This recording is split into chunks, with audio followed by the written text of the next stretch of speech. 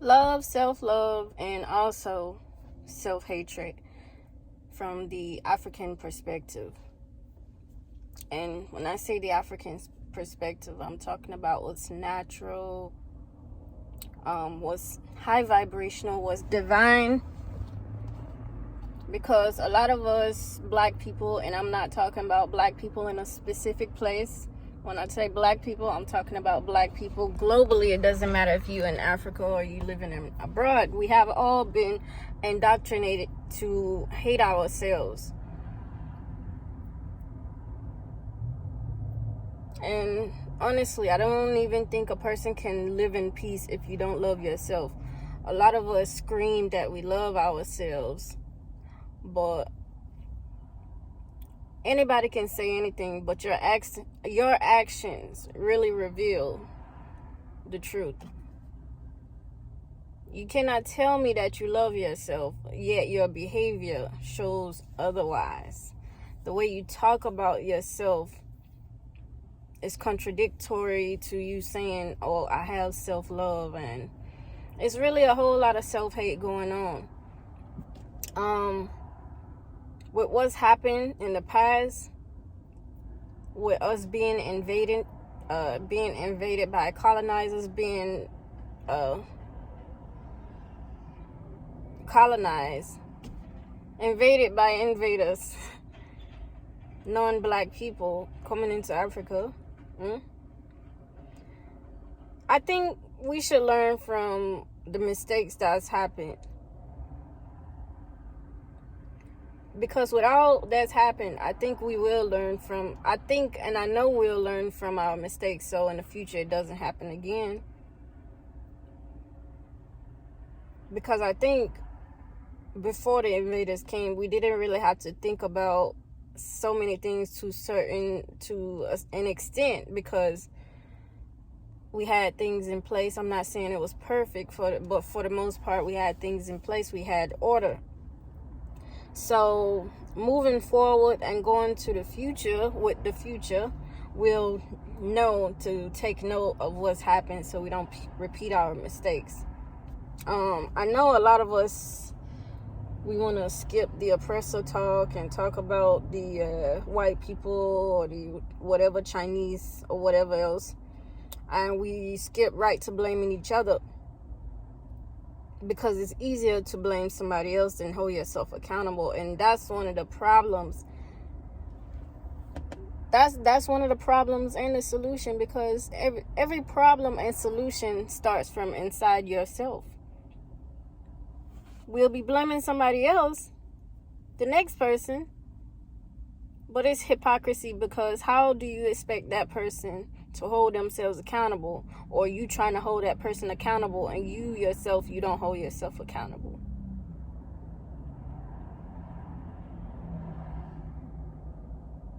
Someone made a comment about that's how we got colonized, because there was rival wars and tribal wars. And honestly, if you really dig deep, you will see that we didn't have tribes or borders in Africa before the white people came, before Arabs came because they came first before the Europeans, but we didn't have that. We had kingdoms and empires. So, and also if you dig deeper, you will see that tribe it's just philosophy. It's just philosophy. Tribe is just philosophy. And there are different philosophies in Africa, but the thing is, they are more similar than different. All these philosophies have so much in common, but because of this division and self-hatred mentality we have been indoctrinated with, we so quick to say, oh, we are this different, we are this different. We are more similar than different. That's the truth. That's the truth. We are more similar than different. So how can you love your brother when you don't love yourself? You have to love yourself first. And I mean in the most natural, organic, African way that you can. No excuses. No excuses, no preservatives, or no additives. Yeah, that's the right word. No no additives, no manipulating, nothing. Like, because I see a lot of my sisters around here, and this, before I get too deep, I just want to say, we gotta do better. We gotta do better, because as much as I see excuses don't really solve nothing. We really have to do better. And when I say we have to do better, we really have to love ourselves in our natural, most organic state. So for the sisters out there saying we were about the hair, because I know y'all be saying nobody should tell you how to wear your hair. I get that.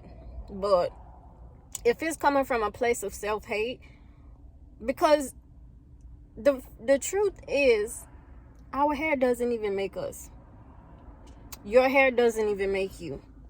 So if you want to sit here and make an excuse for manipulating your hair to look a way that it's naturally not supposed to look, or wearing hair that's naturally not your texture, or even just being lazy and not taking care of your hair, that's self-hatred too. So we just have to do better. We have to really love ourselves, love who we are, all the way down to spirituality, because we have been also taught to hate our culture and our traditions and our African spirituality and ways of life. Because the truth is also, this God that we have been taught to praise and worship is from the invaders. And honestly, religion is a big problem in Africa. It's a big problem in the black race as a whole, globally. It's a big problem. Religious wars, division because of religion, treating someone special or not treating a person humane because they share a different perspective, and that perspective comes from a place of organic. It's like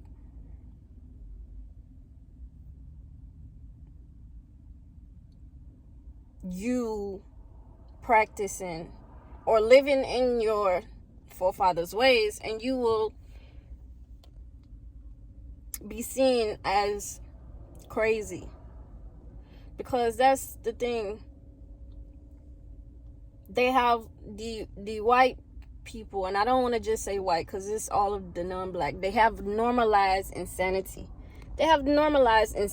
And now what's sane is now seen as insane, and what's insane is seen as normal and should be accepted into society. And that's a big problem. That's a very big problem. We have to be more logical. We have to be way more logical, and we have to be strategic too. So